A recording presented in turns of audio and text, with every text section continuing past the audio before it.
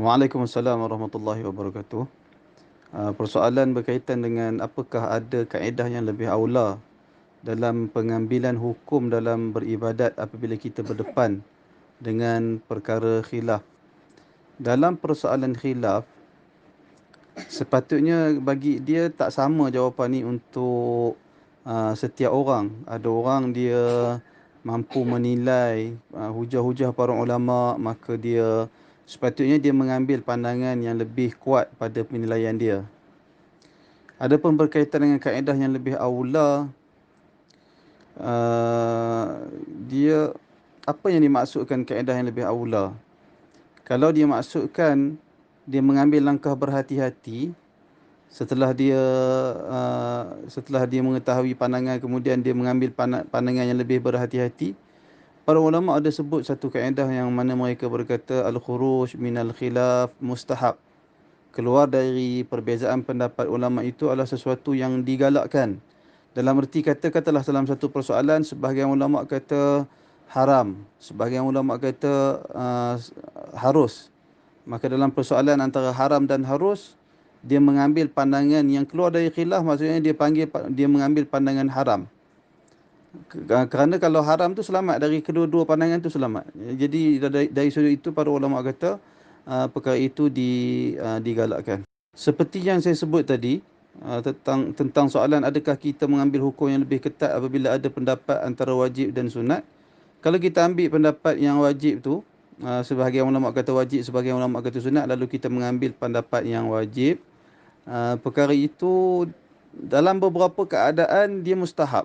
Dalam beberapa keadaan dia mustahab kerana dia keluar daripada khilaf di kalangan ulama. Tetapi bukan semua keadaan sedemikian. Ada beberapa perkara yang perbezaan pendapat di kalangan ulama itu, di sisi sebahagian orang, dia begitu jelas pada dia hukumnya lebih kuat pada sunat. Maka pada ketika itu dia mengambil pandangan yang sunat. Kerana itu yang dia faham, itu yang jelas pada dia. Maka Allah Subhanahu Wa Taala la yukallifullahu nafsan illa wus'aha. Allah Taala tidak membebankan kepada seseorang melainkan apa yang dia mampu. Jadi dalam persoalan tu yang dia faham, yang dia mampu faham ialah dia nampak perkara itu sunat dan perkara itu bertepatan dengan pandangan sebahagian ulama, maka dia tak ada masalah untuk dia mengamalkan pandangan tersebut. Dalam persoalan apakah kita mengambil pandangan rajih atau mengikut pendapat jumhur, kita mengambil pandangan yang rajih. Yang ini rajih pada yang lebih jelas pada kita dari sudut pendalilan, dari sudut penghujahan. Satu pandangan itu lebih rajih, lebih jelas, lebih ternyata, lebih terserlah kebenarannya. Maka kita mengikut pandangan yang lebih rajih. Manakala pandangan jumhur, biasanya begini, para ulama menyebut biasanya pandangan jumhur ini jarang dia ataupun bersalahan dengan dalil. Kebiasaannya sedemikian, tetapi tak semestinya pandangan jumhur itulah yang dipilih dalam penterjihan. Tak semestinya pandangan jumhur itu yang dipilih dalam penterjihan. Sekalipun pada kebiasaan pandangan jumhur itulah yang lebih tepat pada penterjihan seseorang. Wallahu a'lam.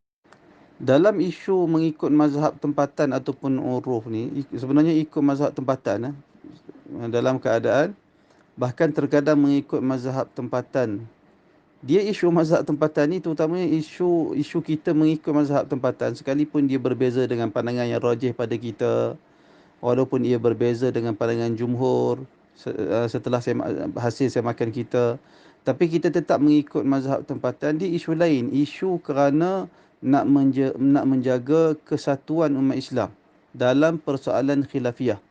Itu satu perkara yang mesti kita buat.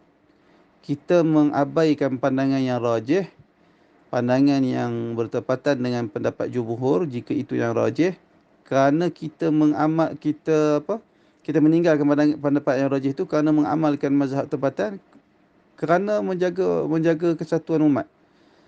Antara bukti yang terlintas pada saya pada ketika ini iaitulah perbuatan Nabi SAW sendiri, ketika mana dari sudut amalan rajihnya adalah mengubah rupa bentuk Kaabah daripada empat segi seperti hari ini kepada bentuk sebenar sama dengan bentuk yang dibina oleh Nabi Ibrahim alaihissalam, iaitulah kawasan Hijr Ismail itu termasuk di dalam binaan Kaabah. Demikian juga Kaabah tidak tinggi seperti pada hari ini, bahkan lantai Kaabah tu rapat ke bumi.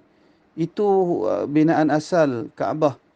Yang mana Nabi sepatutnya itulah yang sepatutnya Nabi buat, tetapi Nabi SAW sebut kepada Aisyah radhiyallahu anha, wahai Aisyah, jika bukan disebabkan barunya kaum kamu dengan Islam, sudah tentu aku akan meruntuhkan Kaabah dan aku akan bina menurut binaan seperti yang dibina oleh Nabi Ibrahim alaihissalam.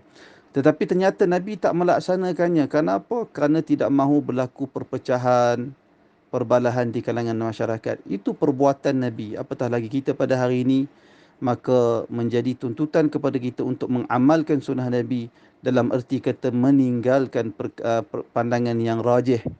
Sekalipun pandangan rajih itu pandangan jumhur, kerana dia berbeza dengan mazhab tempatan, masyarakat tempatan, bagi mengelakkan perpecahan dan perbalahan di kalangan umat Islam. Tetapi kenyataan ini, kenyataan yang saya sebut, meninggalkan pendapat rajih sekalipun ia pendapat jumhur kerana lalu mengamalkan mazhab tempatan kerana nak mengelak perpecahan, bukan bermaksud kita menutup pintu penjelasan dan perbahasan ilmu. Di dalam kuliah, di masjid-masjid, di dalam penerangan ilmu, perlu dijelaskan mana pandangan yang rajih, mana pandangan yang tidak rajih. Sekalipun yang tidak rajih itu menjadi mazhab tempatan. Kerana ia perbahasan ilmu itu dari sudut lain. Masyarakat, orang yang mengaji ilmu perlu dijelaskan. Dan kita mengharapkan dalam berlalu tempoh masa sama ada dekat ataupun lama, pandangan yang marjuh yang diamalkan pada mazhab tempatan itu berubah dan kembali kepada mengamalkan pandangan yang rajih. Wallahu a'lam. Kembali kepada isu soalan pertama, yang bahagian pertama yang Cik yang bertanya tadi ni, ia berkaitan dengan kaedah yang lebih aula. Dia ada satu perkara kaedah yang lebih aula yang dikatakan sebagai qiyasul aula, yang disebut oleh para ulama di dalam perbahasan usul fiqh. Di mana qiyasul aula ni membawa maksud kadang-kadang agama melarang satu perkara, maka sudah tentulah perkara-perkara yang lebih dahsyat daripada perkara itu diharamkan juga. Sebagai contoh, Al-Quran berkata, fala taqul lahuma uff, jangan kamu, yakni anak-anak, berkata kepada ibu bapa tu walaupun uff. Perintah, larangan berkata uff kepada ibu bapa. Maka kalau kita bagaimana kalau memukul mereka? Maka kata para ulama, mim babil aula, termasuk dalam suatu yang lebih utama untuk kita mengharamkan memukul ibu bapa.